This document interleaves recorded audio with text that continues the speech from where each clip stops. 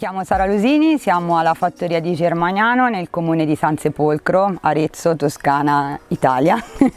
e sono originaria di queste zone, di un paese qui vicino che si chiama Pieve Santo Stefano e da circa 1 anno e mezzo vivo e collaboro con questa cooperativa agricola che gestisce varie strutture, fra le quali la fattoria dove siamo adesso. E sono arrivata qua dopo un lungo peregrinaggio che un po' per amore del luogo e per amore delle persone che lo abitavano mi ha portato prima a viverci e poi dopo a lavorarci. E diciamo che negli anni ho acquisito varie professionalità che poi è stato quasi fisiologico metterle in campo in questa azienda. Qui c'è un'azienda zootecnica, alleviamo asini, capre e pecore sia per la produzione di latte e formaggi, yogurt e vari derivati che per la produzione e trasformazione di carne e soprattutto salumi. Il nostro punto forte è la mortadella di asino. Dopo gestiamo anche un agriturismo e un ristorante che è proprio qui dove siamo adesso e poi ci sono 2 rifugi di montagna, uno un rifugio che lo diamo in autogestione, è grande, ha 50 posti, viene frequentato in questo momento, per dire, ci sono i campi estivi dei bambini, campi estivi del WWF e un altro ancora più piccolo che facciamo accoglienza soprattutto con pellegrini che fanno la via di Francesco e segue comunque tutto un turismo lento basato sul camminare, il trekking e insomma la vita nel bosco. Ho accolto con grande felicità l'idea di partecipare a questo progetto, in quanto, anche se l'anagrafe non dice questo, mi sento una giovane donna. Sicuramente vivo e lavoro in un contesto rurale, quindi mi sento partecipe di questa tematica, di questa progettazione e soprattutto mi stimola e mi piace l'idea di entrare in contatto e in connessione con altre realtà diverse sicuramente dalla nostra, da questa qui e sparse anche per Europa, e quindi capire e scambiarmi idee e impressioni con operatrici del settore che fanno questo lavoro in altre parti d'Europa.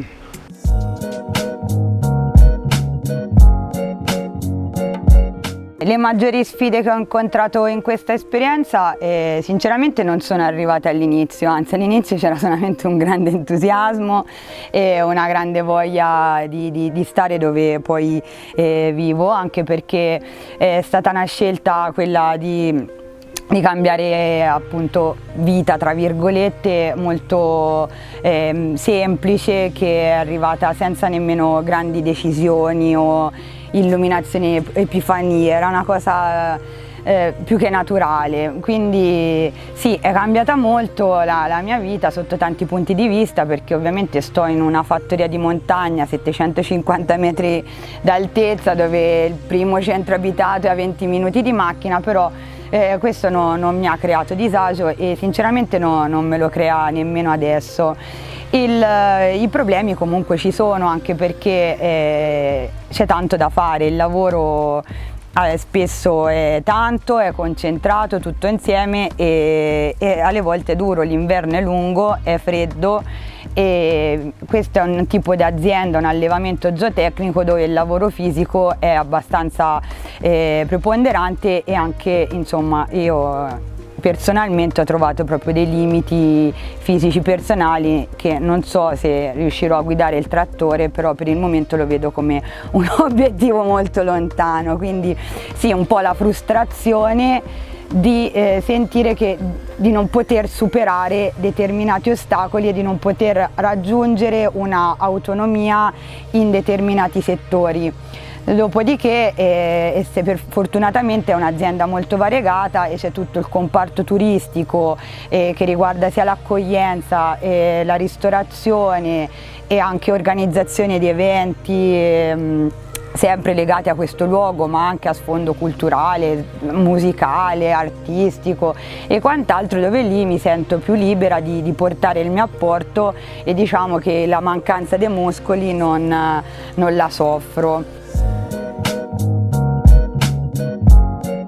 Le maggiori soddisfazioni che ricevo in questo lavoro sono date dal fatto che ho l'opportunità di creare cose, situazioni, eventi o momenti appunto che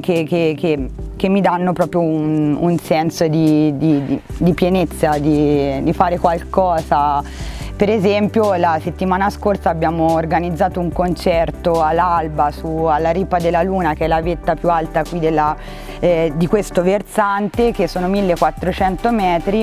e è stata una sfida enorme che si è compiuta con proprio la bellezza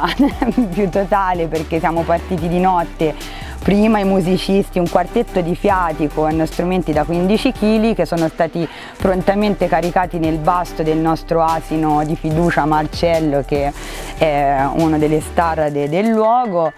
E niente, ci siamo incamminati nel cuore della notte fino ad arrivare a questa vetta dove si è svolto questo concerto all'alba con un sole che proprio ti prende a schiaffi, non so come spiegare, e è stato bellissimo, e l'opportunità di creare situazioni come questa da zero ti ripaga di tutti i momenti difficili, delle ore di sonno perse, dei pasti saltati, delle ferie sempre più lontane, eccetera eccetera. Perché abbiamo ogni giorno sempre più prove che un tipo di vita impostato come è stato fatto fino ad oggi non è replicabile nel lungo periodo. Si parla di crescita sostenibile piuttosto che di crescita felice. Il fatto è che le risorse non sono sufficienti per 7 miliardi di persone che in questo momento popolano il nostro pianeta, e che sicuramente negli anni saranno sempre di più. Quindi dovremmo cercare di usare al meglio appunto le risorse che la Terra, che il pianeta che ci ospita ci mette anche a disposizione. Quindi un tipo di vita come questo, un tipo di professione come questo può essere una scelta intelligente per il futuro, perché magari è quella che ti fa preservare il futuro. Sicuramente è fondamentale mantenere un contatto stretto con le istituzioni e con gli enti, gli apparati che finanziano soprattutto i lavori in campo rurale. Il PSR è uno su tutti, anche noi abbiamo potuto svolgere molti lavori di ristrutturazione, uno su tutti. Adesso abbiamo recintato un pascolo qui dentro nei campi adiacenti all'azienda, che era diventato impossibile fare coltivazione di qualsiasi tipo, ma soprattutto anche il semplice pascolo, che è quello che a noi serviva, in quanto la fauna locale, essendo una riserva, è molto popolosa, non permetteva ai nostri animali di pascolare, non c'era proprio l'erba, detto in poche parole. Quindi ecco, queste strutture, questi apparati hanno linee di finanziamento che, se ben intercettate, riescono a risolvere problematiche strutturali reali e permettono anche di far crescere l'azienda e mettere in pratica anche delle linee diverse, sempre nuove, e ampliare. Quindi giovani donne, avete una linea preferenziale da questo punto di vista, mettetela in pratica, perché è sicuramente molto molto importante e vi rende anche molto appetibili per queste aziende. Il consiglio che mi sento di dare alle donne, alle giovani donne che si vogliono affacciare a questo tipo di professione è, prima di tutto, andare da chi già lo fa e lo fa da tanto tempo, e chiedere aiuto, chiedere consigli, provare a mettere in pratica i desideri magari che hanno, perché un elemento che noto spesso è che quello che nella testa, quello che nella fantasia sembra molto molto fattibile, poi nella pratica di tutti i giorni si incontra con problematicità abbastanza contingenti e da risolvere nell'arco di poco, quindi l'esperienza è fondamentale. Dopodiché quando le idee sono veramente chiare, quando le competenze sono consolidate, di rivolgersi a tutte quelle associazioni di categoria che possono essere, in Italia c'è la Coldiretti, o comunque alle regioni, alle istituzioni pubbliche, avvalersi di uffici specializzati per la progettazione, per il reperimento di fondi, che sono fondamentali, perché ovviamente senza le risorse non si fa molto. Carta che gioca a favore, soprattutto in questo momento una giovane donna ha dei canali agevolati sotto questo punto di vista, quindi sfruttarli il più possibile.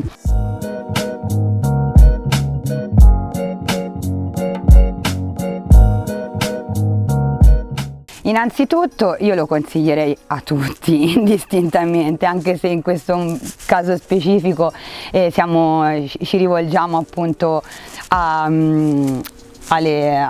donne, anche se io penso che un approccio del genere possa essere anche una soluzione per tanti problemi del futuro, quindi dovrebbe coinvolgere tutti quanti, indistintamente dal genere. Dopodiché sicuramente per una donna la sfida può diventare anche più impegnativa, quindi la motivazione altrettanto più forte. E io lo consiglio fortemente perché magari da una prima lettura potrebbe sembrare una vita magari meno comoda, meno fattibile, limitante sotto tanti punti di vista. Invece potrebbe essere un buon campo di sfida per mettere in gioco le competenze che per sua proprio formazione fisiologica una donna, in quanto prima di tutto è una regina del multitasking e quindi qui troverà sicuramente un campo fertile da coltivare, e sicuramente avrebbe un approccio differente a delle cose che magari negli anni sono state sempre gestite, passatemi il termine, dal maschio alfa, che sicuramente arriva all'obiettivo e lo sa fare in una maniera sistemica e molto pratica, però molte volte gli manca quella sfumatura, quella sensibilità che invece la collaborazione, perché poi si parla di quello, bisogna collaborare, bisogna lavorare in sinergia fra vari settori, fra vari comparti, fra vari generi umani, perché comunque siamo tutti abitanti di questo pianeta. E poi perché è necessario?